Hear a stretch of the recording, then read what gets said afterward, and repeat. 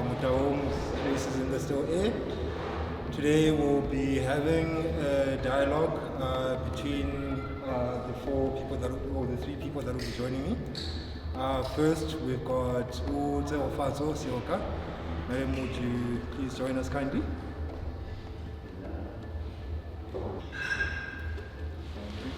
So I'll just give you a basic intro. Tshegofatso is the curator of the UNISA Gallery. I'm curator at the UNISA Art Gallery and the founder and managing director of Miss Simone, which focuses on art and research and design.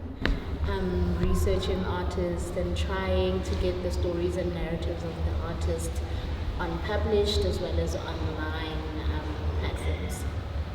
Thank you. And then next joining us, we've got Gabe Letswalo. He is currently a sociology lecturer at Wits University.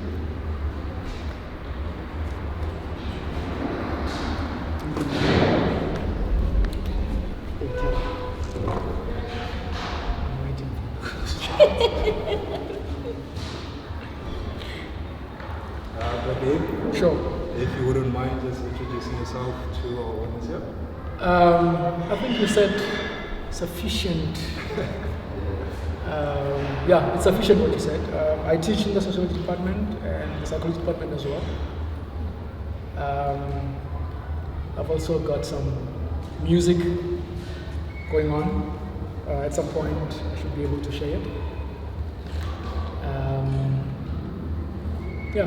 That's about it. So we also have an issue. Apparently, one of our panelists is a bit late, but he will be joining us. But we'll start in the meantime so we don't waste your good folks' time. Let's get it started. So, as I mentioned, today this opportunity for us to kind of gather and engage with each other is possible because of the installation behind us. By Lerato Motaung.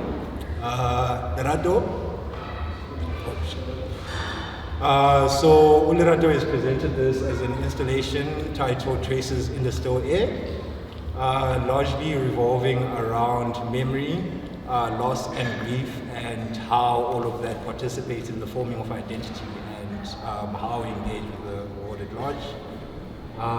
So the dialogue we'll be having today will kind of be touching on all of that, as well as how it affects the personal and the public space. So to start off, I think a point of reference would be Lerato's own kind of relationship with memory and what makes this installation happen. Excuse me? No, it's alright. It's okay, go on. So, in a conversation with Lerato 2 weeks back, he made reference to kind of like what prompted him to use the swings and bottles and kind of think about memory as kind of a point of departure for the exhibition. He referenced early childhood memory where he would go to a park across the road in his hometown of Katlehong. And in that experience, basically, he would go with like his friends. His mother used to protest about it, talking about how dangerous it was and whatnot, but he would still go there, right? And he spoke of how that park is now a shopping center. And in kind of like going to find these tires and incorporating these found objects into the installation, it was almost a way to access that memory and present it here now that is a 33-year-old artist in professional practice. And like in thinking about this dialogue and preparing for it, I was kind of thinking about the relationship between what we might call personal memories and public memories. Known Lerato in professional practice, we've encountered him as someone that was interested very much in the kind of in people's personal narratives as well as public narratives and how those intersect. And I would just like to hear from you guys as the panelists, like your kind of first impressions on installation canvas. Gabe, if you would like to start. Should I start? My order will.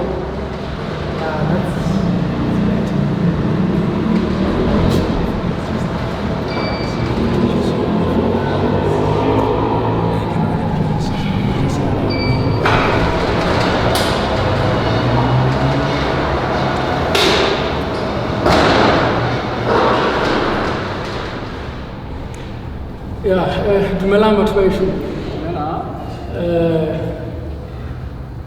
I thought that the best way for me to engage the work is by way of a poetic response, and see where it leads me and everyone here. Traces in the still air, proper hang out, all a will to leave, my weak will to leave this world, like a round black particle, and now return a nobody. No lag, we taste the evening air, caress the silent wind all along, and move in a moony reverie, unveil the new desert self.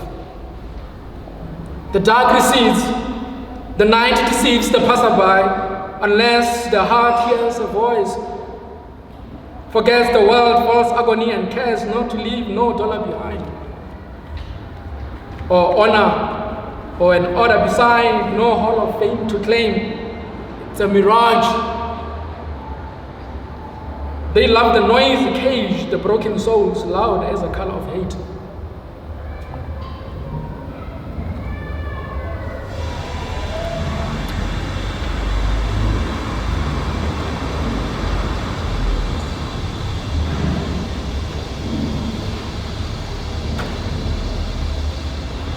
If I'm going to think about the problem of memory, I'm going to begin in a very conventional way.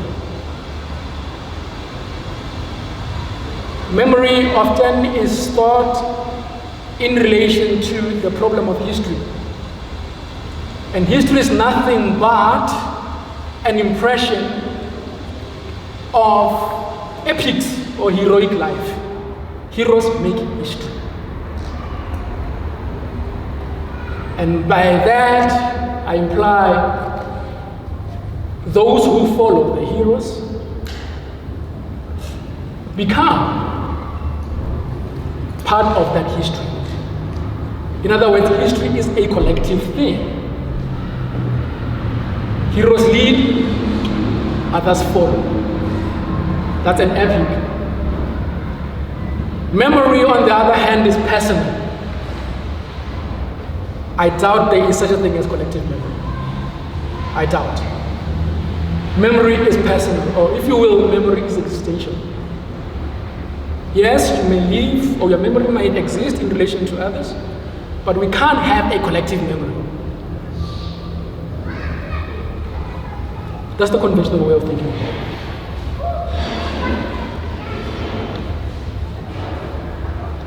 it. So memory seems to have tension with history. Let's move on to the problem of grief.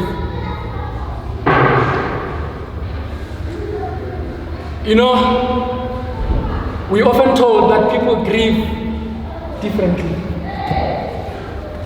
I'm not sure if that is of interest to me, the fact that people grieve differently. Just as people mourn differently, you know, these days you can die today, and people who love you behave tomorrow as if nothing happened. You know, we bury people and we live like life continues. Life continues. If people want to mourn like that, well, it's up to them. I'm not here to judge anybody. But I'm not interested in whether people grieve differently or mourn differently. What I want to ask is, what are we grieving when we grieve? What exactly are we grieving? In the second place, because that is a difficult question, What are we doing when we are grieving? I can't help but think that to grieve is a personal thing, which is to say it enacts some kind of memory in two ways. Either the memory affirms history or it combats history. Bearing in mind that history is a work of heroes. So then we can make distinctions about different. If people grieve differently, I'm also willing to say that, well, then there are different kinds of grieving. Now, this work, as I see it, is hanging out, hanging in the balance, as though one resists gravity, which is a force and could be thought as some kind of history, because it imposes itself on human beings. So to stand in the balance is a way of quarreling with history, which is nothing but imposition of identities on human beings, whether these are gender, racial, national, religious, and so on and so forth. So grieving, it seems to me then, it is, among other things, nothing but an objection to historical imposition on what human beings are and how they are supposed to live. So when I grieve someone that I've lost, ultimately I am resisting in some ways to grieve them as a mother, as a man, as this or that, but as this particle, a spirit. So I think you asked about memory, right? So springing off the installation, just kind of getting your own impressions, impulse where the installation is concerned, and that's what was coming in memory, loss, and emotion. So I think I should start by stating that my first encounter with the exhibition was online. So my first encounter with the work was online, and it was on my phone, right? Very small screen. This entire installation, I received it, right? And from receiving it, I related to it. You know, I felt some emotions coming from me, emotions that I didn't understand. And the notion of memory came, memory as well as youthfulness, right? And then I started asking myself, but why? Why am I getting those certain feelings of youthfulness and memory? As I never played with tires, right? My understanding of tires and my memory of tires as young boys in the street growing up in the township playing with them. And I never did. Never even liked them. You know, it was something I didn't understand why it was done. On top of that, another memory comes when one thinks of cinematography. In cinematography, when they talk of children and the loss of children, usually there's a house and a tire and a swing, right? And they would usually show the child in the swing and come back again towards the end with the child not in the swing. Again, that's something that I never experienced because I didn't have a swing, didn't have that much land. So why is this work speaking to me? Why am I engaging with it in this way? And then I remembered the movie. It's a movie I think it's from the 1970s, Lollipop. Yeah. And it was through that movie that I realized I'm engaging with that with the tire, the memory of that movie. As I said, the Lollipop was around the 1970s. I don't know when I saw it, but I think it was the early 90s, 1994, 95, 96, around that time. And around that time was a very special place or memory. I have a very warm memory of that time as well. My uncle was an ANC freedom fighter at the time. He was just being elected as a ward member, so it was a beautiful time, you know, something that the family had gone through. The family had gone through various notions of the change of government and tear gases and all of that. And now it was a time where it's over, and in jubilation, he made it, he's alive, we still have a son, and he is a ward councillor, sort of. Another thing was my uncle was alive. I was quite young at that time, obviously. My uncle was alive, and both of my aunts were alive, and they were very young. And Lollipop, because I watched it in my grandmother's lounge, reminds me of a time when in the morning they used to move the couches to clean, right, my aunts. It reminds me of a time when my aunts were also quite a bit naughty, right, during that time. And my uncle would be called in now to come in and speak to them and call them to order. So, in essence, the work took me to my own personal narrative, although it was a work of Lerato's personal narrative. And I engaged and got all of those feelings only through a cell phone, right? And again, I asked myself on memory, why does memory exist? Why do we have memory? And I came to the conclusion that memory exists either to haunt us,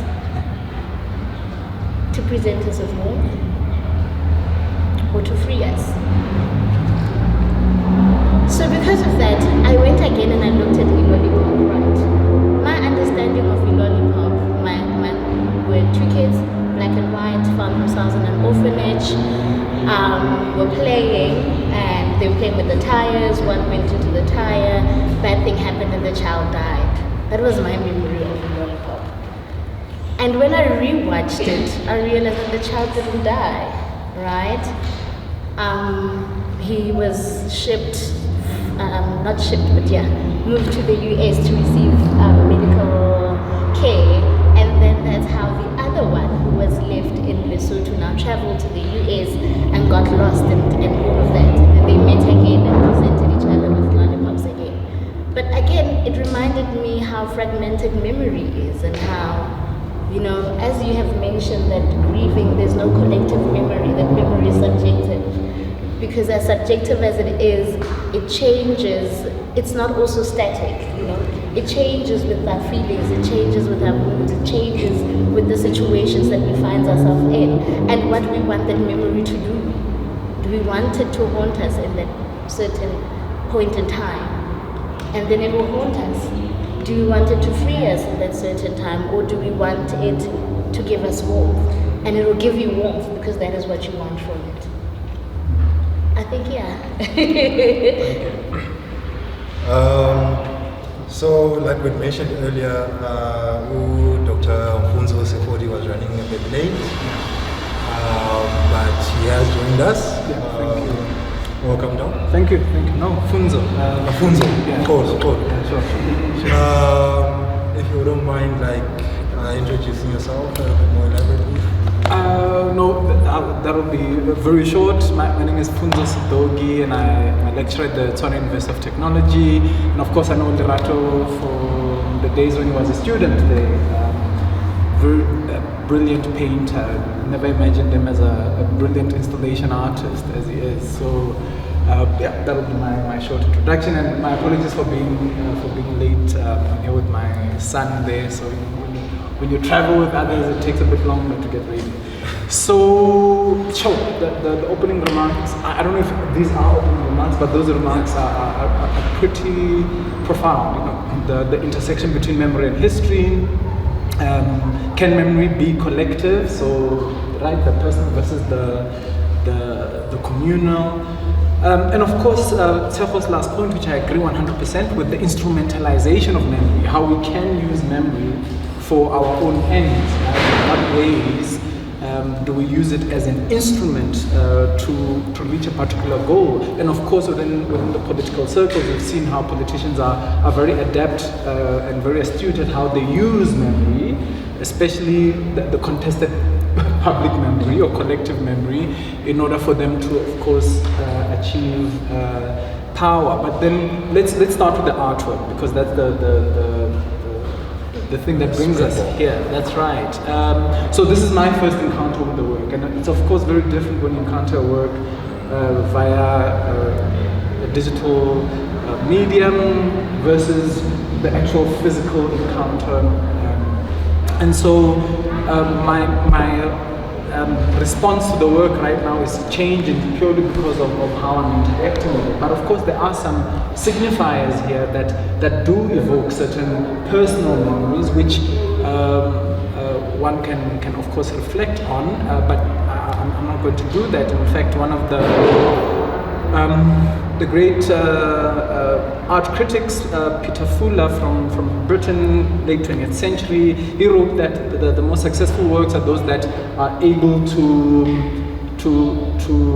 evoke memory. And if you are able to see yourself in an artwork, that artwork has done its work. And the ones that then become the iconic works are those works which many people can see themselves in. So when you do encounter work like this, which all of us can have our own individual responses to, but somehow can see ourselves in the work, then it starts to engage in that tricky dimension of a kind of collective memory.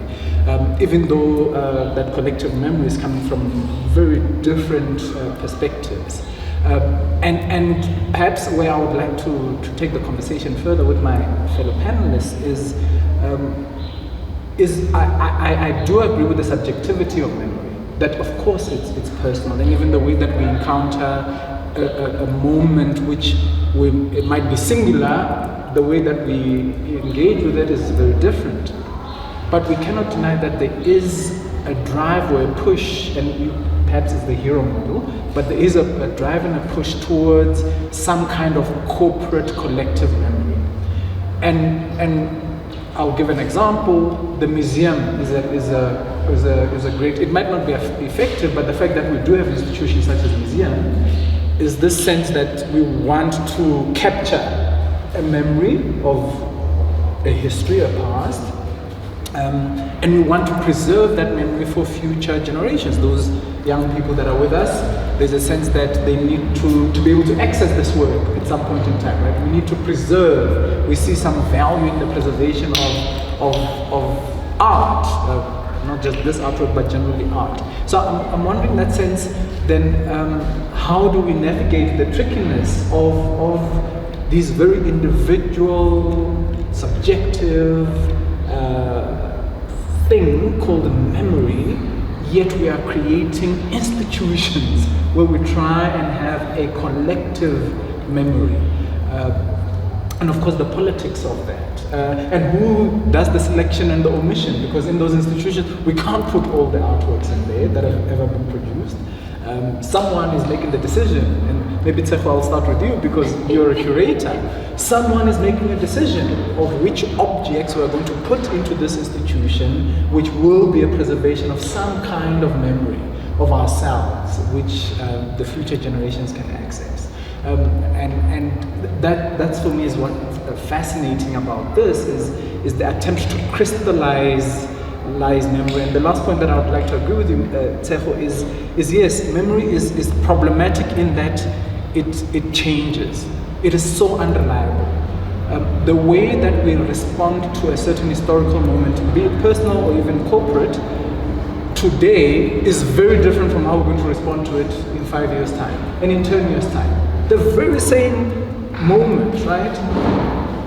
The way that we interpret it 10 years from now changes. So then memory becomes this elusive, unreliable, malleable thing that it's not static, but yet we do try and crystallize it, right? Lerato is trying to do that. We do try and fossilize it and capture it, and then even preserve it, spend millions of rands, appoint people like yourself who are supposed to do that. So maybe that's certainly my opening remarks to the provocations that you make is how do we navigate that intersection between the personal and the corporate when we are trying to create these unified collective memories. If I may interject a little. So we have worked again with the reference to, if you're thinking about things, basically there is a need to refuse the idea of a collective memory. And then we have Tshegofatso mentioning that memory can be somewhat deceitful, and like you are bound to find space and almost reinvent memories.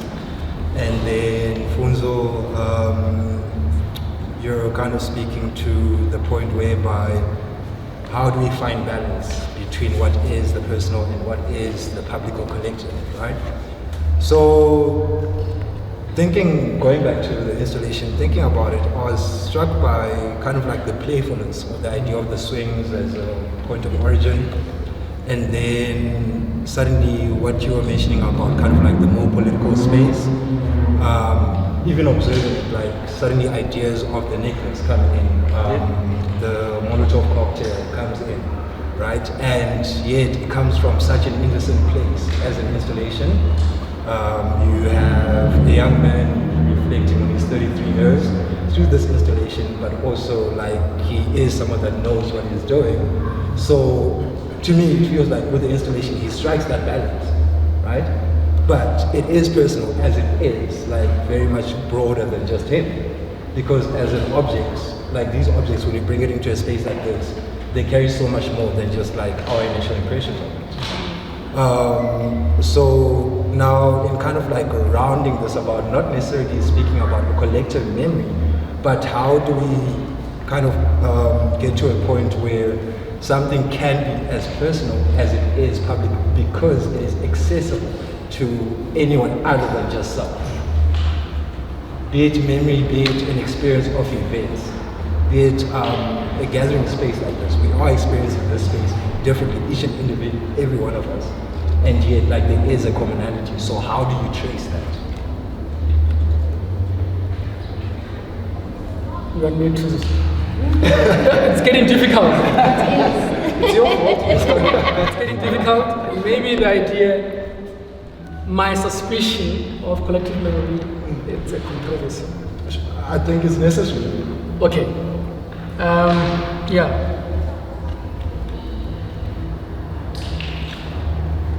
You don't want to.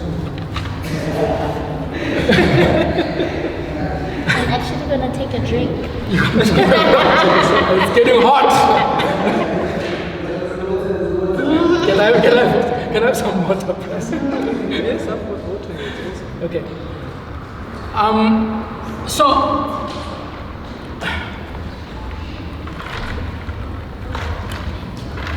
there's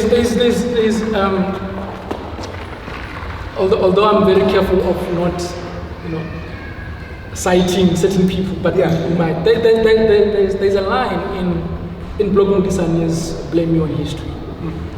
And this is what he says, and I paraphrase. White domination has pushed certain individuals to think of themselves as a collective being.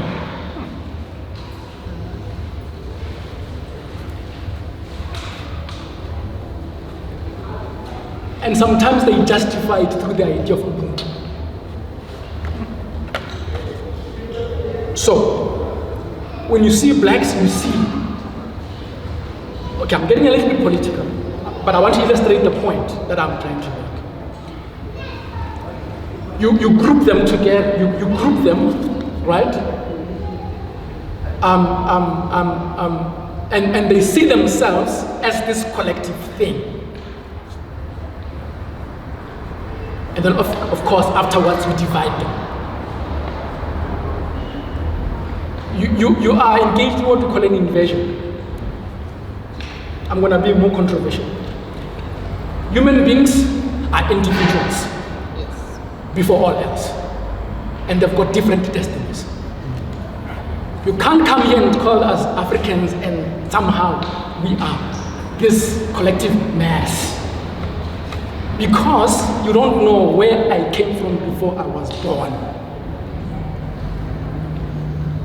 You don't know who I am before I was in my mother's womb. And to be an artist is to grapple with where I have been before I came into this world. If what I'm saying is true, the story I tell It's a story of my life before I came into this world. It is not antagonistic to your story. But the thing is, civilization, which is an expression of history, has made it possible for us to engage objects, ideas, and things like that. So if we share whatever we are sharing, civilization it often mediates that conversation we have. That is why we see ourselves as men, women, children, grandchildren, or whatever, right? And that comes with certain kinds of responsibilities. That is the work of history. Now, there is what I call radical memory. It's an objection to that. But this is not to say that I can't tell my story. Where we came from, possibly, there are certain kinds of similarities. But the moment we claim it to be collective, we are likely to suppress freedom of expression. This is where I'm going with it. Hence I'm saying history is collective in the sense that people write stories and then we accept them and then we want to be like them. Popular culture sometimes works like that. Celebrities and stuff like that, right? So that they become the collective, the point of reference for us to the shows we go to. We worship them. You see, if I'm looking at think of lynching, and I'm looking at this, bodies hanging. The idea of a chain, oppression. There's all kinds of things going on here. History has brought up those kinds of material, chains, lynching, and things like that. Then, at least, we are about to have a conversation now. But at a personal level, you have no access to what I'm thinking. No matter. The problem is that the artist cannot afford to be politically correct. Sure.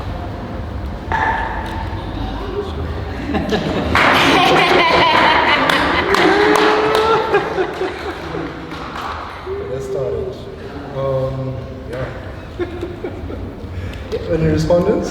Yeah, that's no. In essence, I do agree. I do agree with what you're saying. And the notion of radical memory is important, especially in how artists indeed question the dominant narrative, right? Especially from the perspective of being black people because of the particular histories that we are coming from. But what we cannot deny is the fact that even in the use of certain symbolisms within this work, there is a flow towards a kind of collective memorialization or historicization, whichever word one can utilize. And yes, it must come through some kind of icon that draws us all together. There has to be some symbolism, some signifier that all of us can point to and understand. Okay, that's the meaning of this. So let me touch on this based on another icon that we might maybe have differences around, Nelson Mandela. So if this work evokes play and a sense of a park, right, and children being free, children enjoying their lives, children expressing themselves, which should evoke very beautiful, wonderful memories for all of us. The realities are that that's not always the case for the black child. Yeah. And Nelson Mandela, and now let's talk about that intersection between the personal and the public. Nelson Mandela, throughout his life, very interestingly, many of the things that he opened a lot of, and people do not speak of, are parks. There's a lot of parks named after Nelson Mandela, and in those parks are things like these, swings, right? Which were meant for children to express the fullness of their humanity. But just one example of a park, if you go to Mamelodi, those of you that come from Pretoria, if you go to Mamelodi, there's a park named after Nelson Mandela. And in that park, all the swings which Lerato has engaged with here are gone, vandalized. Not serving the function or purpose that Mandela, or at least his memory, would have hoped that they do. But the inverse of that, and we are talking now civilization, the inverse of that is we have Nelson Mandela Square, right? So just look at this. We have Nelson Mandela Square at the heart of Sandton, which now resembles or signifies opulence, wealth, you know, the richest square mile on the African continent. And is that the memory that Mandela would have liked to attach himself to? So the true memory, the park which he opened himself in Mamelodi, state of disrepair. The park that is supposed to serve our people with these type of things, non-functional. But yet the very same name, Nelson Mandela, stands for something totally different. So yes, there is a way in which, unfortunately, collective memory and symbols of collective memory, in this sense, Mandela, and I know this work is not about Mandela, but I'm just, my association, you know, with the play just brings up that association, that it can unfortunately be bastardized. That's the unfortunate reality. But it does not stop artists from engaging in that idea of a kind of radical memory, which certainly I see here, right, in a very real sense. Yes, one could engage all of the other aspects. I agree with you, the necklacing and so on. But there are also other elements that do speak to our humanity, that do speak to our Ubuntu, and which individuals, public figures like your Mandela, tried in his life, to implement and showcase, but that has been turned now. That in 50 years' time, because that park, if it's not taken care of by the municipality, will be no longer, most likely. Yeah. But certainly Nelson Mandela Square will exist. And is that the memory of Mandela that we want to, or that he would have liked to transmit to the world, right? This association with wealth, opulence, and so on and so forth. I think my thoughts on it, the balance between individual and collective memory. Why do we want the balance between collective and individual memory? Why do we want it? What does it even look like? Yeah, what does it even look like? Why do we want it? Collective, my understanding of collective is all of us being under a grand narrative, whatever the statement is, which has been and continues to be used as a means of control, as a means of propaganda, as a means of, you know, and hence I always go back to the individual instead of the collective. A collective memory will exist, an event will happen here, there will be an event here, but all of us will leave with our own understanding and our own experiences of the event. Some will leave with joy, some will leave with sorrow, some will leave with this and that. But the collective memory should be what? The event, the happening? as you mentioned, history. The collective memory should be what? The happening, the notion of it in history, and left there. You know, one of the things that I find myself struggling with at this present moment in time is the notion of schizophrenia, right? And I want to bring it like back here. When one thinks of schizophrenia, it's a breakdown of thought, it's a breakdown of emotion, it's a breakdown of behavior. Why is it a breakdown of thought, emotion, and behavior? Because we are programmed and taught to be of a certain emotion, of a certain thought, and of a certain behavior. Which says it leads to a faulty perception, how you perceive. Should you be schizophrenic, how you perceive the world will be faulty. It says who? A withdrawal from reality, as well as a withdrawal from personal relationships. And it brings me back to Alice in Wonderland, where one's reality of Wonderland, the bunny keeps on saying, I'm late, I'm late, I'm late, I'm late, I'm late, I'm late. Whereas on the other part of Wonderland, you have the Mad Hatter and the worm and the hare all going crazy and having tea. all happening within the same time, all happening within the same space. And again, this is how I question the notions of individuality as well as collectiveness. That your understanding of the collective might not be in line with mine. Because collective means control to a certain extent. You control the narrative. The collective behaves in this way, a man behaves in this way, a child behaves in this way, a woman behaves in this way. And the minute you are straying from the collective notion of behavior, then you are stepping into madness and stepping into schizophrenia. You know, that's very interesting, the schizophrenia thing, because we could even say that art forms are schizophrenic in some ways. Because, because I'm looking at this, like I was saying, like I'm seeing chains, I'm seeing tires. South Africa, bending tires, it's a thing historically. Bending witches and things like that. Limpopo, you have seen these things. So you see, okay, looks like people are being lynched. Okay, no, man, it's not that. It's a, and then for me, as I was saying earlier on, it meant a certain kind of overcoming of gravity, as I was saying. Right? So the schizophrenia allows us to experience what is truthful, so that we are elevated as human beings.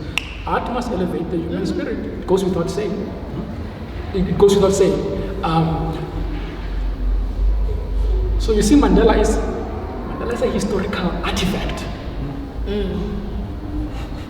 And it's so imposing. And my memory objects to him being what he is, because there is God and there's human beings. But the collective says... memory says where I come from. Memory says where I come from. There is radical equality. Because there are no men, there are no women, there are no children, there are no. It's just beings. So I would like to kind of jump in both referencing your example of the Parks and Mandela and the whole juxtapositioning of it with Mandela Square. Those swings, right? And going back to these swings and thinking about Gabe's association with the chains, necklacing, with people being hung, black people being hung. Do you guys think or suppose that there is a way in which objects are embedded with memory somehow in the public space? And then to add on that, what does that mean for memory and how you engage objects? Does that mean memory is active as opposed to passive? Could you ask that again? Objects? So I'm just wondering, if objects are embedded with memory, like when it's in the, I suppose, public sphere, as material, and then following that, does that make memory a passive or an active thing? Or an active way of being? Can I start that's an excellent question, right? Whether spaces, even before we get to objects, whether spaces have memory. Does the land remember? Does this building remember what occurred here 30 years ago when it was put up, or however long it has been in existence? And then to your question specifically, do objects remember? Of course, a kind of esoteric philosophical answer would say yes. But the reality, or the truth of it, truth with a small letter T, the capital letter T, truth, is that we remember through the objects. Right? The objects themselves, I don't think we could argue have a memory coded into them, but we code particular memories into those objects. And of course, artists do that through their utilization of certain materials in order to bring across a certain message and so on. And they're brilliant at that. Artists, I think, are some of the if you call it kind of like a sage, right? These individuals that have immense amount of skill to bring in certain narratives and memories in an object, which in and of itself is just a piece of material, right? So to answer your question directly, the object of course cannot remember, but we remember through the object. But because of the instability of memory, is we can also forget, right? That object, whatever memory we have embedded in that object, we can also then forget. And it also relates to spaces. I'll close it off by saying this. If you look at how, as Black people, we engage public space, particularly spaces which before had a certain type of memory, or the way that we encountered that space historically was problematic. A generation later, totally different engagement with that very same space by descendants of people whose parents, grandparents were brutalized in those spaces. So you ask yourself how that memory can be lost so quickly, right? That these spaces which our forefathers used to cry and were brutalized in, we, a generation or two later, find joy in them. Our association with those spaces is totally different. So again, it's the instability of memory that we've forgotten. We've forgotten that the very spaces that we want to now live in and access as Black people, as I say, were sites of exclusion, brutalization, and so on. But now it's a totally different relationship that we have.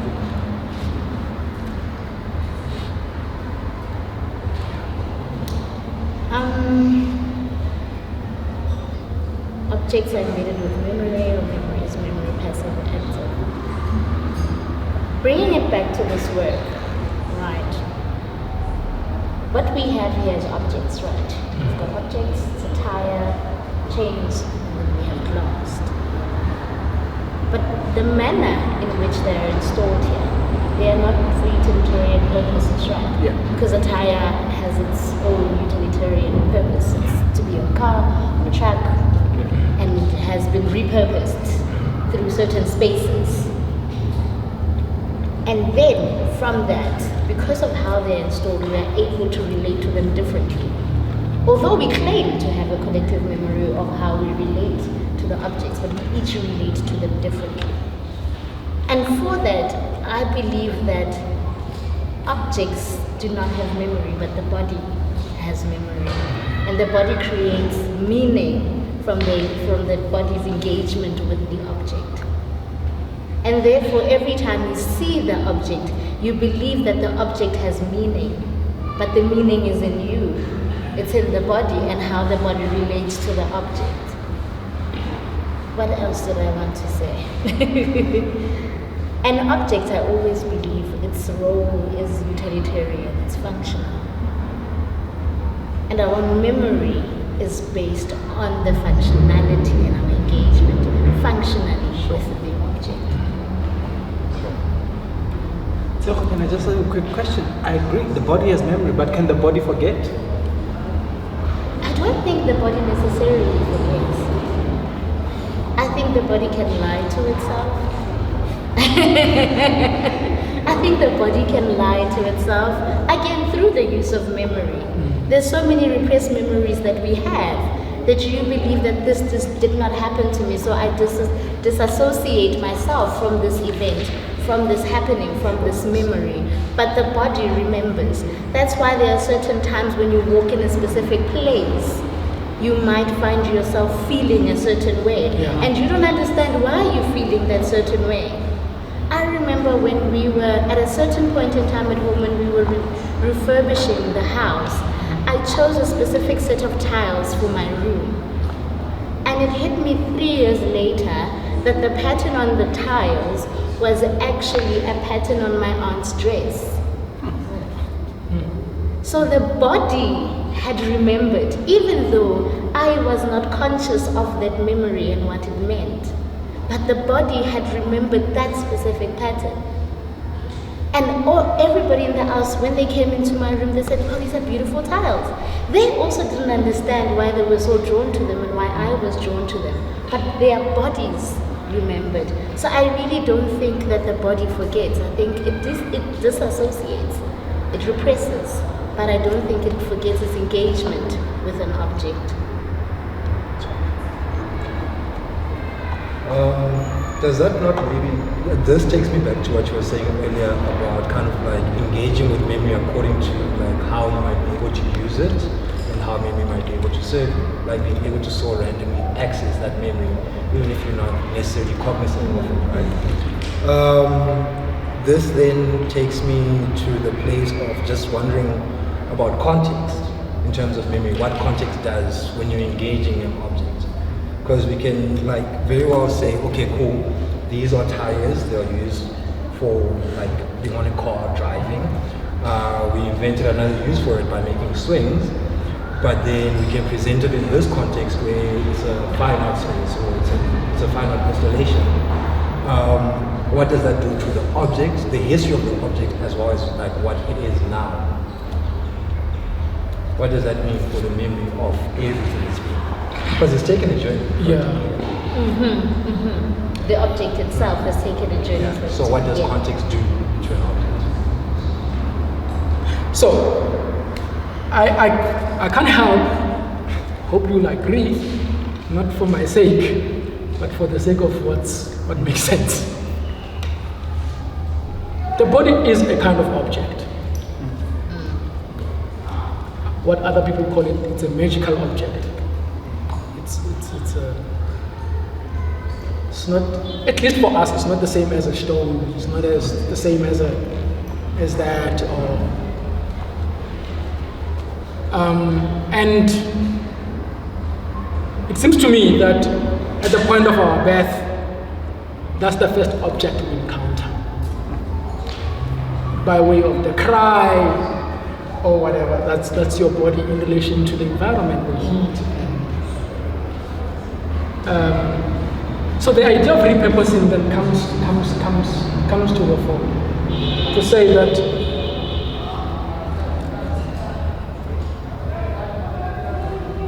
because the body is a magical object, and human beings have written stuff over it as identity politics again. This body must behave like that. This body is that, you see. And then the artist repurposing material and objects seems to be speaking to us to say that actually the body as a special object can be repurposed. And this takes us beyond the question of the human being. I can't always see you as a human being.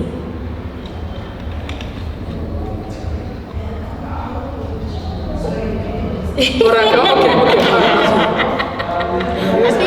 I think we forgot there's an audience.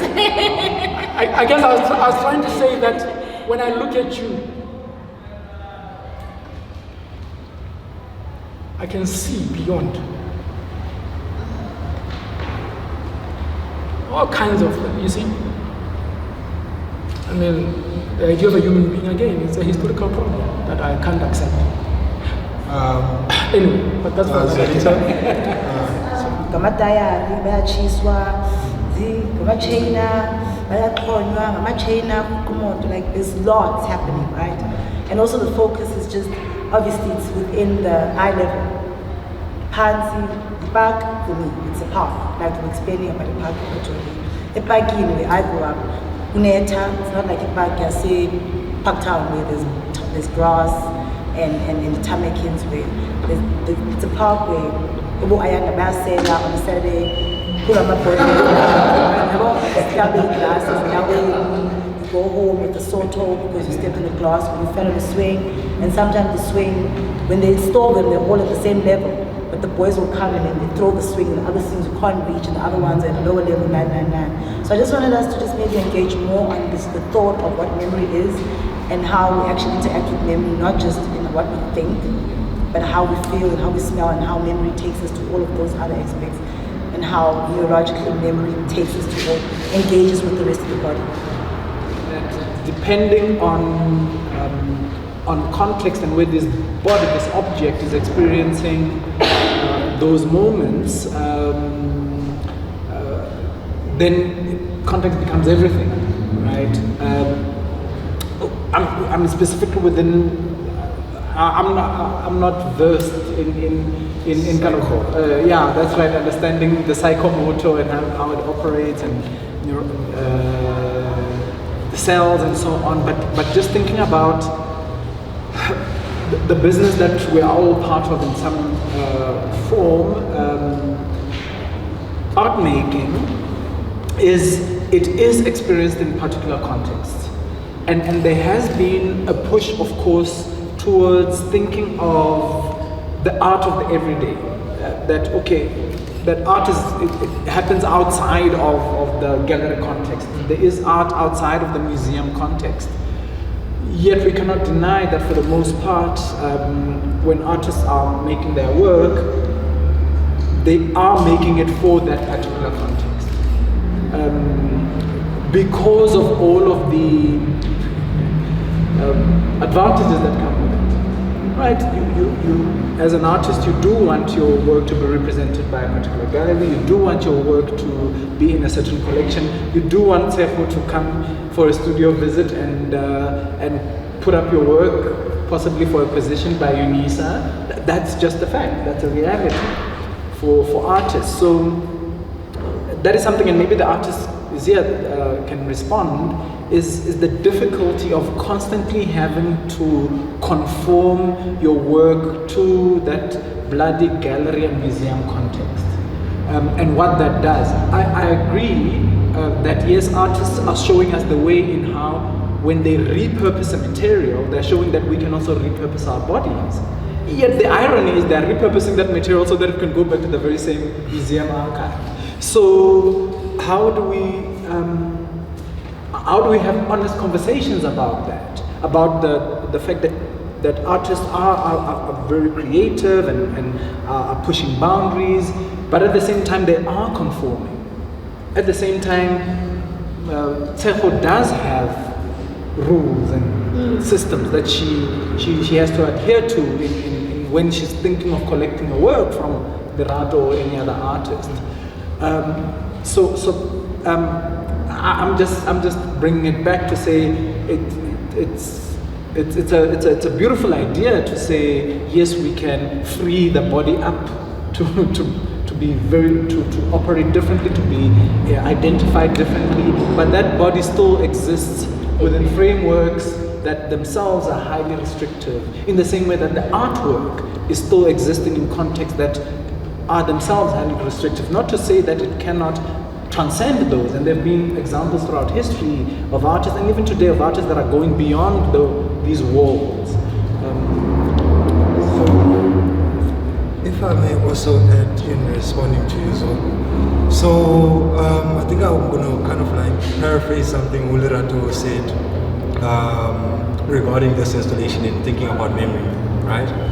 Oti, like, okay, sure, you can touch a stove and like you feel a burn, and suddenly it's like almost a journey to another place that you've been before, right? Even if you can't locate it, like in time or even in your body where you were burned, you've experienced it, right? Lerato had mentioned Uti, like, I think it's even written there, Uti, like memories are like just like in the air, you know, they're always there. Whether or not it's a matter of looking for them and tracing them, I don't know, but they're always there, right? So those things that trigger you to be able to access, maybe those are like little buttons. The memory is there, the body still holds the memories, but how you then get access to it, that's a whole different challenge. Yeah, like I think like to think about Uti, there's one way to consider memory or to access memory is not really what we're doing like together now. I think what we're doing rather is just realizing that like memory can stretch so far outside of just like this thing that's cognitive, this thing that can be reasoned through. Like it's essentially how we become and how we are in this space. And possibly moving elsewhere. I think in attempts to answer you, not sure if one can. When one thinks of, as you mentioned, that the human body in itself is memory, right? How your cells remember to do this, to walk. To walk is a point of memory where you need to take one leg and put it and continue and run and all of that. The body in itself, or memory, my understanding of memory, right, is a recollection of a happening, right? Something happens, you walk the first time. Remember, we're not born walking. You walk the first time, so that's the happening. And then your body remembers it, and then your body repeats it. So my understanding of memory is a recollection of a happening, where the body has experienced a happening, where the body has experienced an existence, right? The burn that you mentioned is a happening. And now every time you get a specific smell, there's the recollection that comes back from the happening. And I think when I started, I say that memory also has uses, and some of the uses is to haunt us, you know? And the way I see the glass is the haunting. I mean, we are here because of a happening. Lerato experienced loss. Somebody died. That was the happening. And from his memory of his grandmother, from his going again, and I'm using it loosely, into a schizophrenic state where he left the white cube, where he left the thinking of the white cube. He created the work based on the memory of his loss, right? And the glass, again I say, stands as a testament of the haunting of the loss, that there was an existence of a life. And I think you mentioned before that we fight, you know, because a life passes. I think it's, who's this? Heidegger, on the notion of being, who says the notion of being is based on presence and temporality. And again, there's the term that says the only constant is change, right? You cannot be here forever. We cannot be here forever. There will always be change. And the change, the happening, creates the memory. And the object, the tires, the glass, is now a recollection of the happening. And from your recollection, that's how you yourself will engage with it. You will engage with it either as a haunting, you will engage with it as warmth, you will engage with it as a cold memory, you will repress it. But everything that is here stands as a memory of a happening. I don't know. You know, when you go to MTN taxi rank and you talk a different language and you're asking for, you know, taxi and they're gonna say, you know, things like that. I think human beings are stereotyped into thinking that just because something doesn't respond or they don't understand language of something, then it means it doesn't react. We don't know the language of the land. We don't know the language of this metal. So we're thinking this doesn't have memory. from our understanding, it doesn't have memory because we don't know its understanding or its language. But then the Chinese, they have something that they call, even in English, heirlooms. So they believe objects have memories. They believe you can pass down an object that bears a certain memory to someone. You know, just like a watch. We don't know its language, but they believe that it has a memory. And you should respect that, and by respecting it, it's going to take care of it.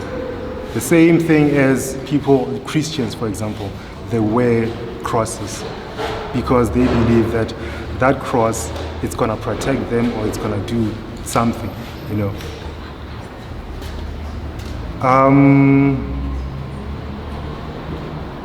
It was Alexander Pope who said, man is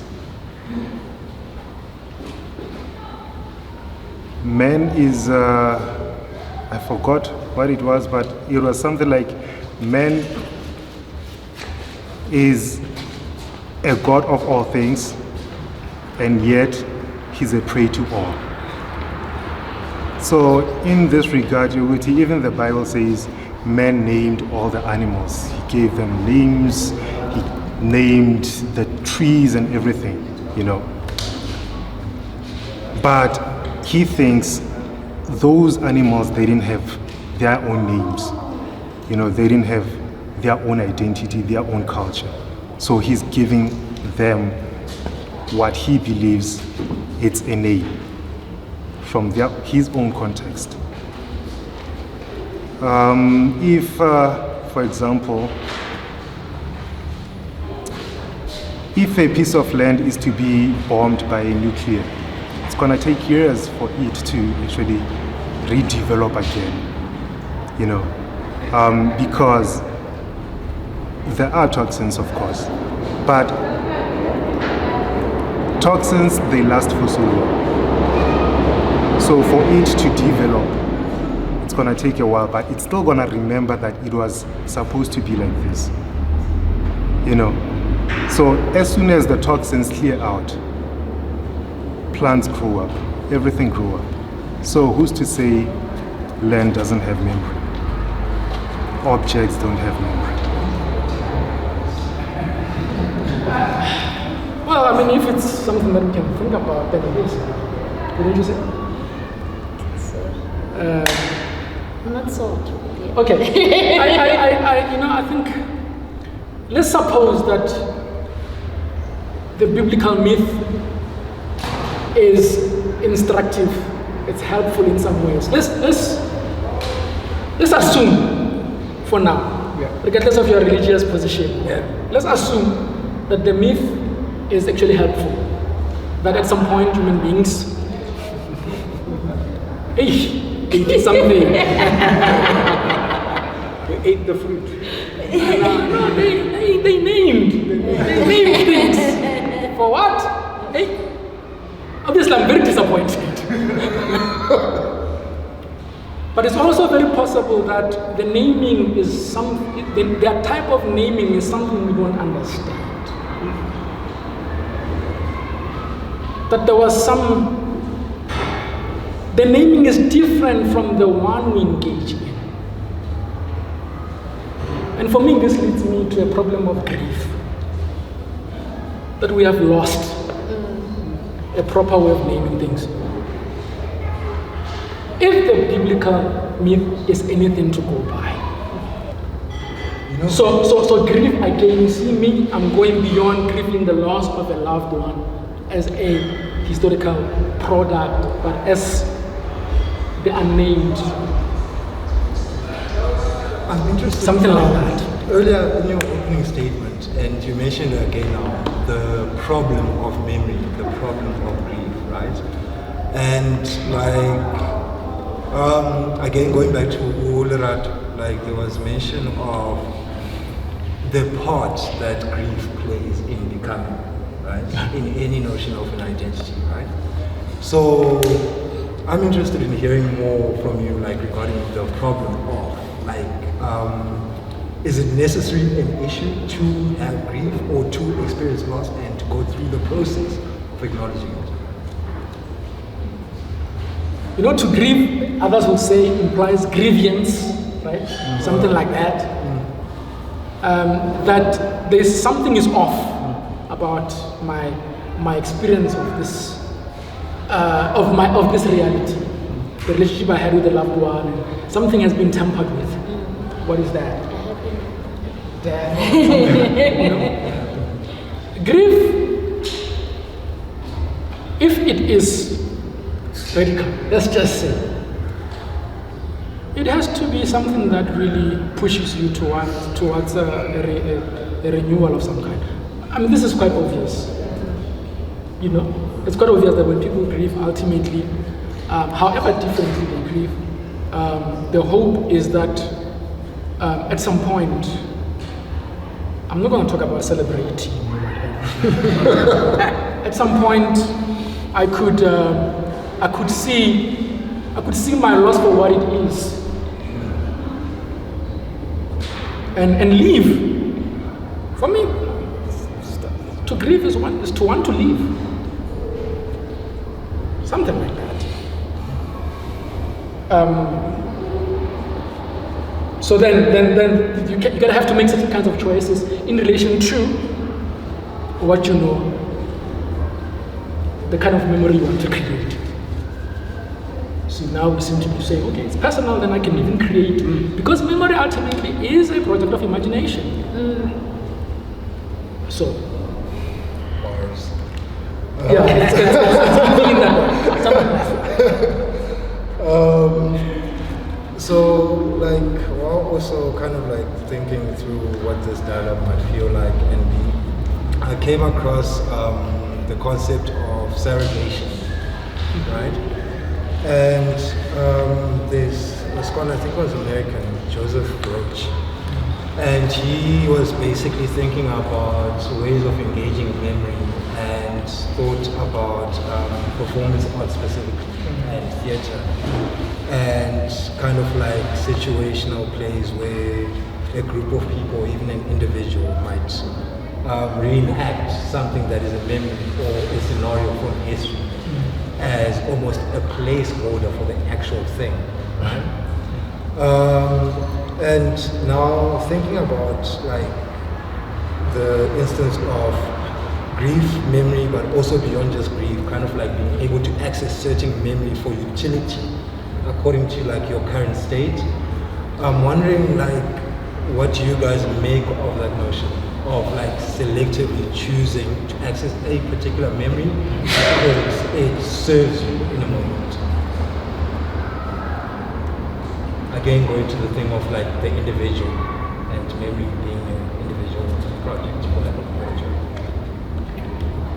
I think, as I mentioned like before, that you experience grief because you have lost somebody has passed on, and you feel a certain way, your body feels a certain way of the fact that this person that you have known for a specific time, have made memories, have engaged with, have encountered, is now more, and you will not be able to engage and encounter them anymore.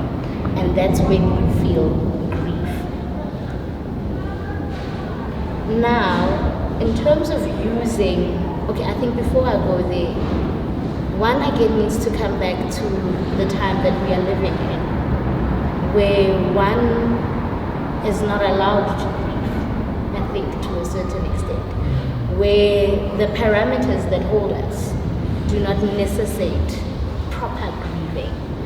I'm talking about at work, you've got 10 days of family responsibility, right? Dramatic. You've got 10 days of family responsibility. Somebody dies, and within that 10 days, you are supposed to recollect yourself, recollect the spirit of that person, the passing of that person, and within that 10 days, deal with it and come back. And 2 years later, you can't still be crying and talking to us about the grief that happened 24 months ago. So the systems that we have, from my understanding, do not necessitate grief, do not create a space for grief. And I think that's the role then that memory starts to play, as a space where that necessitates that grief. Hence you are able to take what you need when you need it and to use it for your own comfort, because the world does not allow you to grieve that person. The world does not allow that for you. You are necessitated to move on. You know, you are necessitated. You will lose your job, you will lose yourself, should you decide to stay within that grief. So it's something that I think can only exist within the paradigm of memory, that it can live.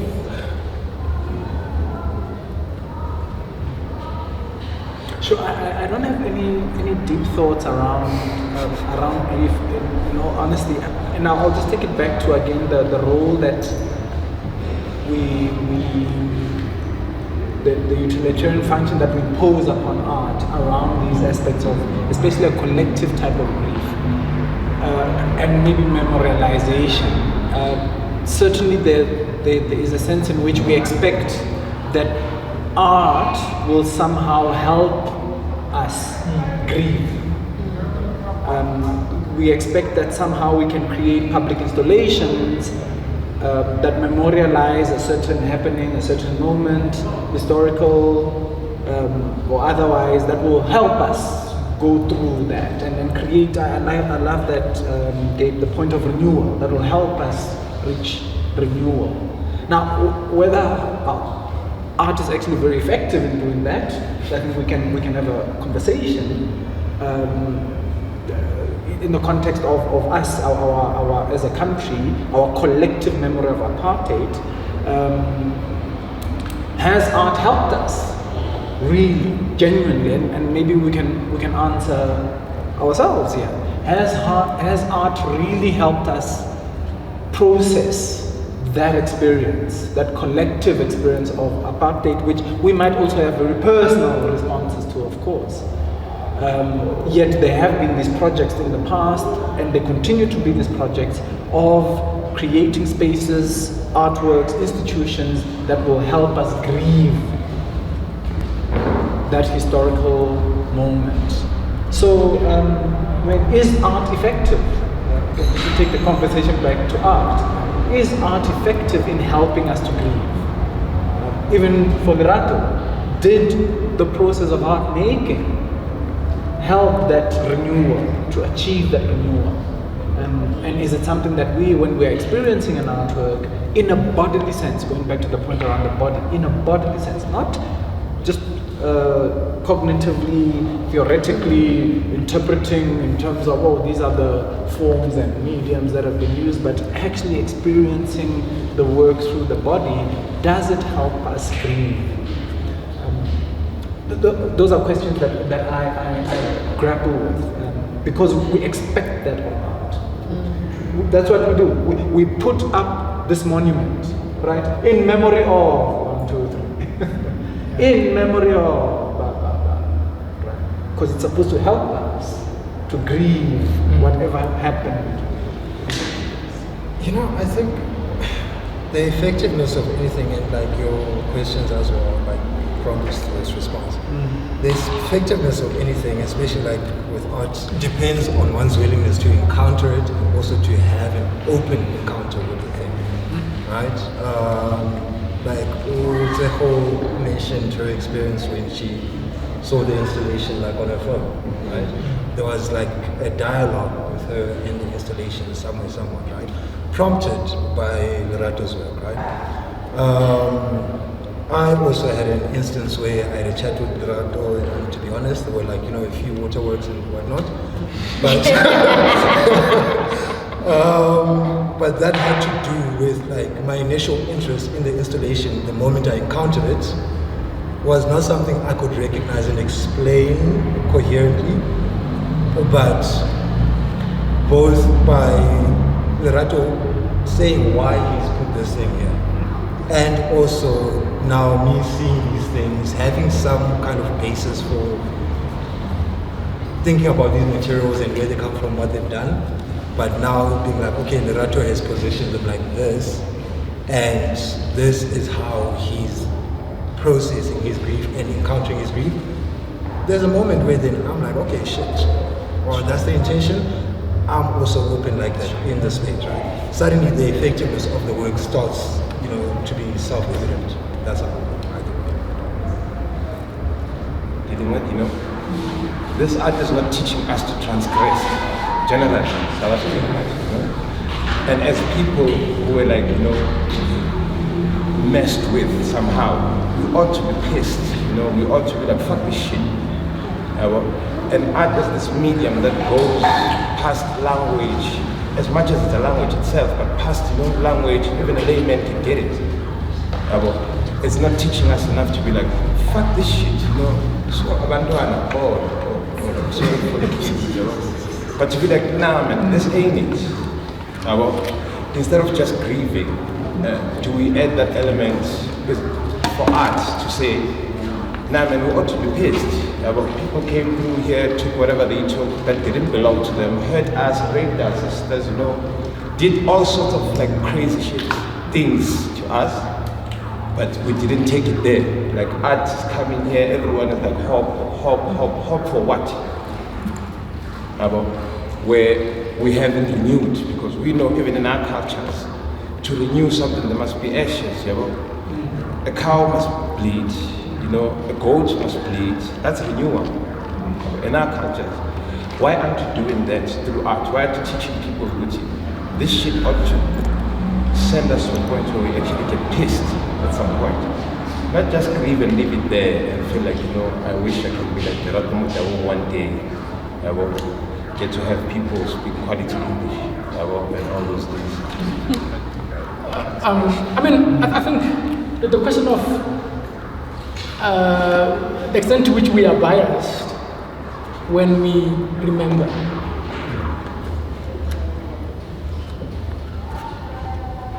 We are human beings, in quotes. We can't not be biased. To the extent that I want to live. Because that's the point of departure, the point of arrival for me. Yeah. In a society that does not take life seriously. So, in the creation of memory, again, I'm not self-indulging, because there is this thing that calls me to live. Call it God, call it whatever. So I have to be biased in a certain kind of way to say, I don't want this. For all the merit it has. Right? Because people can say, oh, you know what? Okay, there comes a time where I cannot afford to wallow in what they call analysis paralysis, in the name of being a complicated person. At some point I must make a decision. And for me the decision is I want to live. And everything I'm going to do is going to be in relation to that. That reason I'm biased in the kinds of memories that I want to participate in. You see? I'm not self-indulgent because there is a guide that says, yeah, that memory is going to push you towards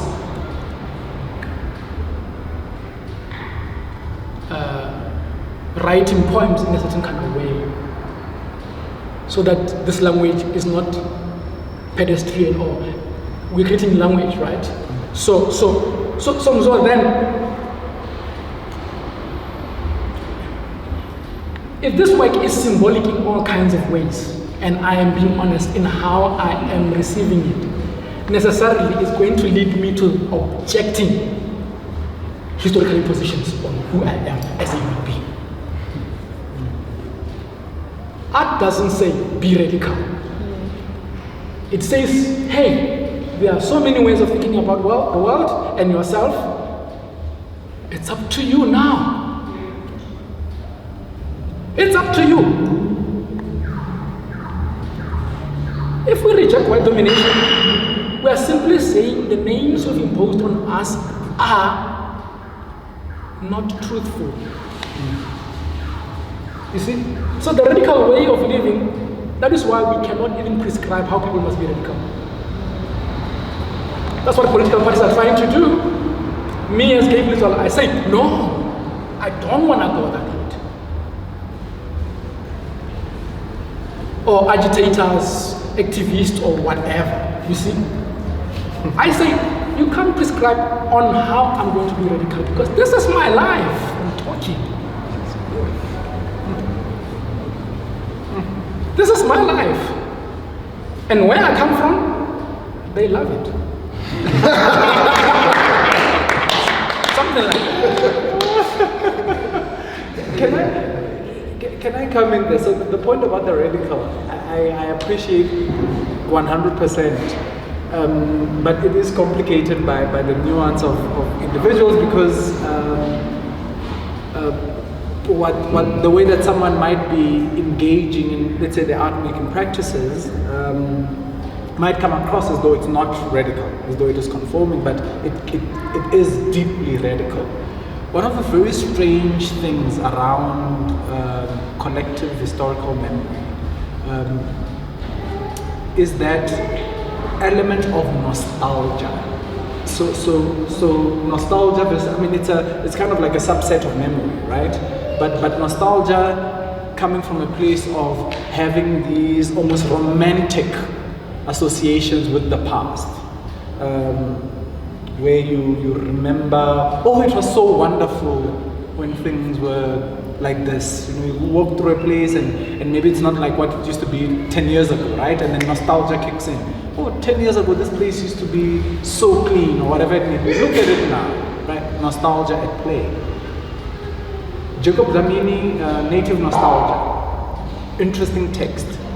One of the things engages with interviews certain communities and so on. One of the startling things that Dlamini points to there is how black people have nostalgia towards, or some black people, very specific, some black people have nostalgia towards apartheid. Almost bizarre situation, right? That this memory of, as you noted, so of brutalization, rape, exploitation, and so on. For others, they look back to it and say, oh, those were the days, black people. And it's not to say that there's something right or wrong in there, but that's just the reality, the truth, with a small letter T. That those are some people's truths. With this history that we would otherwise want to interpret in a way that we want to engage in revolution. For some other people, it's a sense of nostalgia. And maybe, I don't know if my panelists would want to respond to that aspect of the complexities of nostalgia when it comes to memory. Because, yes, and maybe it points to the question that you're asking on how we tend to use memory based on whatever end we want to achieve. But certainly nostalgia is a very big element of it. And sometimes it might be a nostalgia that we ourselves have not experienced. Israel is a perfect case in point. That there's a nostalgia towards, oh, this is our promised land, right? And it justifies so much brutalization that is taking place right now. And people who have no real connection to that history, to that memory, are willing to fight purely based on the nostalgia, right? This preservation of some kind of romantic ideal. And that's unfortunately an aspect of memory that we have to grapple with. And nostalgia, if we go back to the good book, right, again, we take that line on it, that there are some scriptures that say, woe to you who is always thinking of the past in these beautiful ways, because it kind of closes you off from a better future. But your thoughts around nostalgia, colleagues?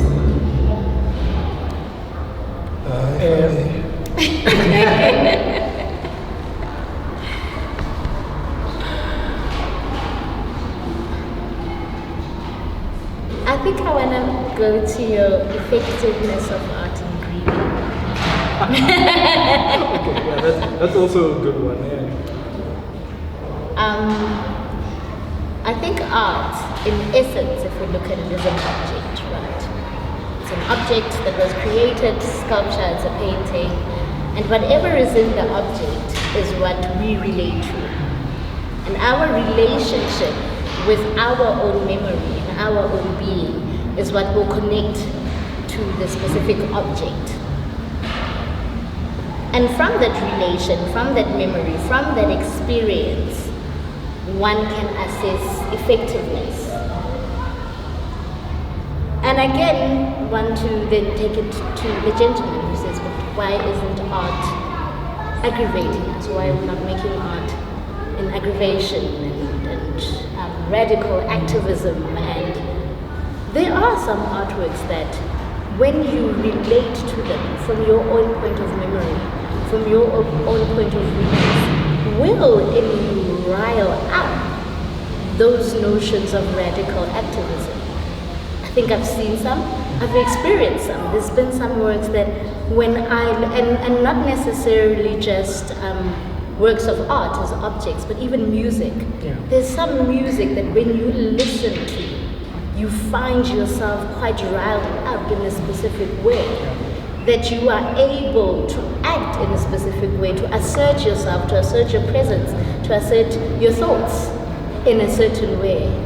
So I think that art is able to do that. It's just within the relation of the self to the specific object or the specific artwork that we are relating to. And I think again it goes back to that notion of nostalgia. Nostalgia stems from memory. As I said, my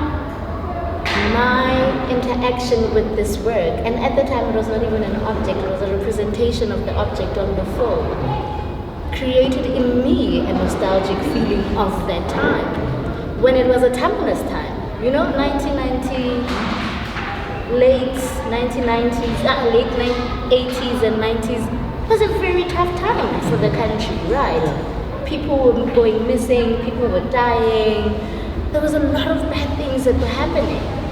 But my memory of it, of that specific time, is a memory where certain people in my life were alive and together. And therefore I have a nostalgic reference point of that time because of my relation, my memories, the self, I think. It's always the notion of the self and the object, or the self and the happening.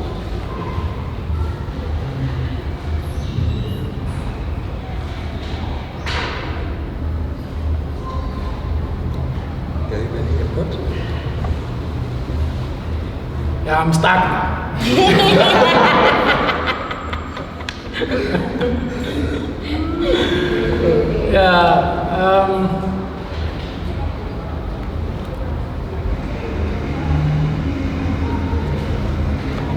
Yeah, nostalgia, ne? The good old days. Yeah, the good old days. And you know how popular music works like that. If you're not make a hit, get people to the old routine. Yeah, you know, this is where we come from. It was nice before white people came. Something like that. And I guess there is nothing substantively wrong with Pfundzo or what or what. I mean, you wanna think about these things. Yeah. Because we have capacity to do so. Yeah. Right? And there are certain things that happened actually during apartheid that, and I think this is Dlamini's objection. He said, I'm not praising apartheid. Yeah. I'm saying that certain things we used to do under apartheid, we think about them, right? Not to say I respect the book, but I'm just saying. So we have capacity to remember nice times and stuff like that. However, because we are thinking within the context of history and civilization, we are always suspicious of the idea of, oh, baby, you know, we come a long way. You remember, we are always suspicious of, because it is possible that, again, we are creating a memory, right, that does not serve us. Insofar as life in this country is concerned. And don't get me wrong, dear friends, that somehow my life has to be so instrumentalized, like every, means and ends. Because life is not an end. It's something that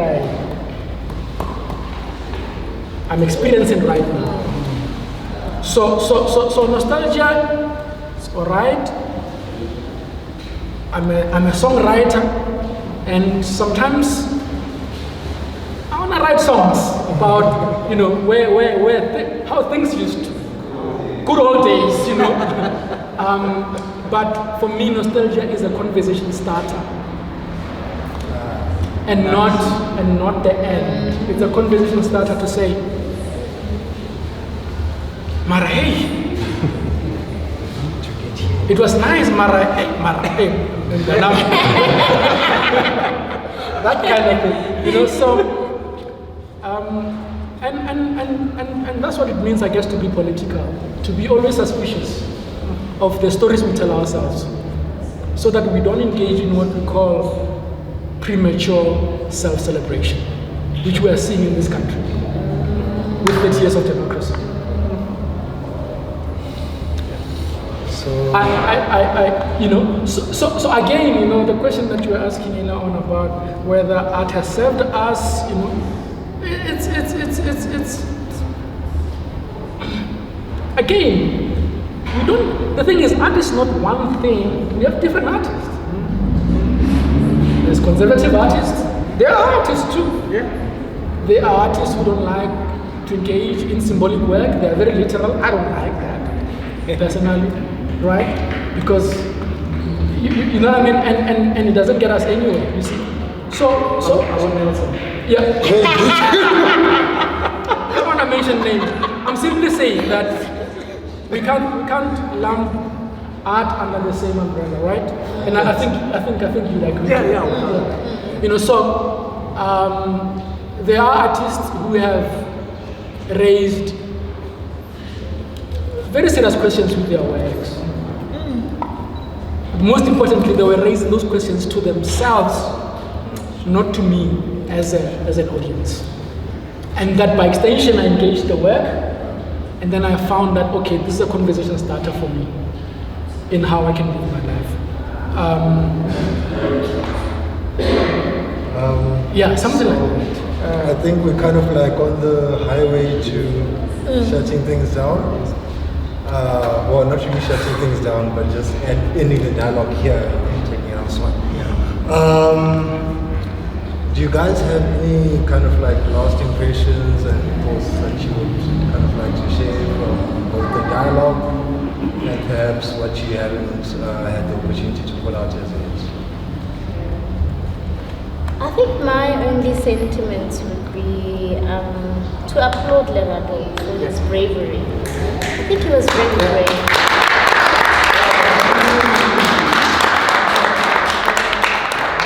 And this seems like an expression of self. And hence it is so honest, and so raw, and we are able to engage so much with it on so many different levels. I think, I'd really like to applaud Lerato.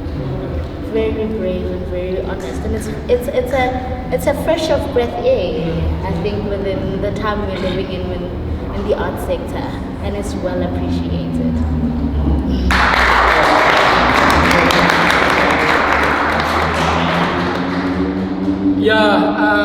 Traces in there still air. Whoever came up with that. Excellent. Yeah. Well thought out. Yeah. And there's something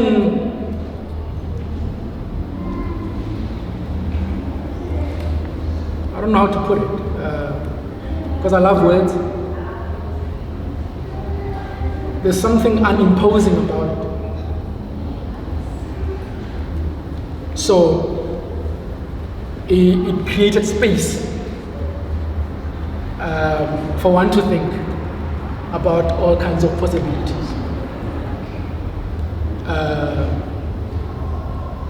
It's not lyricism, but it's lyrical. Very soul elevating, very soul affirming. And I really warmed up to it. I didn't feel like I was coming here to Mzo, like I'm paying you some, like, Nganam. You know, we used to, so we come a long way. It was really a genuine response, and aesthetically, you know, it was compelling. The work, it moved me in all kinds of directions, silver and black, brokenness, or, yeah, so it's I feel elevated. Thank you, Paul.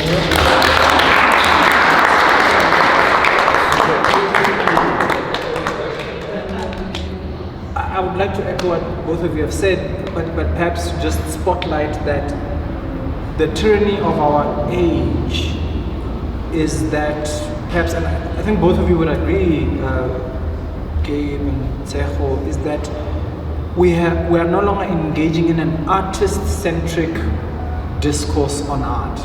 It's all about the object and what the object does to us and how we respond to the object and how the object has elevated us. Oh no, that's great. I mean, but the object does not exist without the artist. Yes. And so, and it's something that I've grappled with for some time now, in that our everyday practices, especially within higher learning, is we are always introducing students to the artwork and how they can also create better art and so on. But we do that for the most part at the expense of the artist. And there's almost this kind of accepted, and I don't like it, this accepted myth that the artist is in the service of the art, right? That you dedicate yourself to the art, but at what cost? And so the re-emphasis must be on the artist. And I think so it's right that this, yes, it's still an object, it's still an installation that we can engage separate to you, Lerato, separate from you, but it must take us back to you. If it does not take us back to the artist, we are engaging in Roland Barthes' final analysis of the death of the author, which we should not support in any shape or form.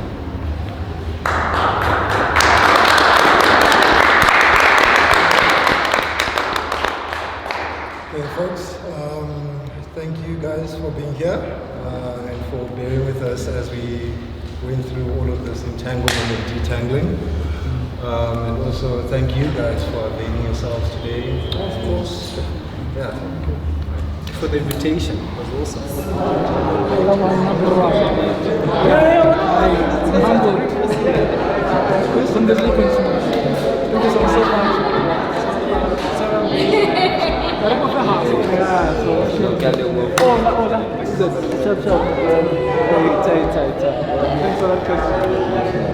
Thank you, man. Love you for real.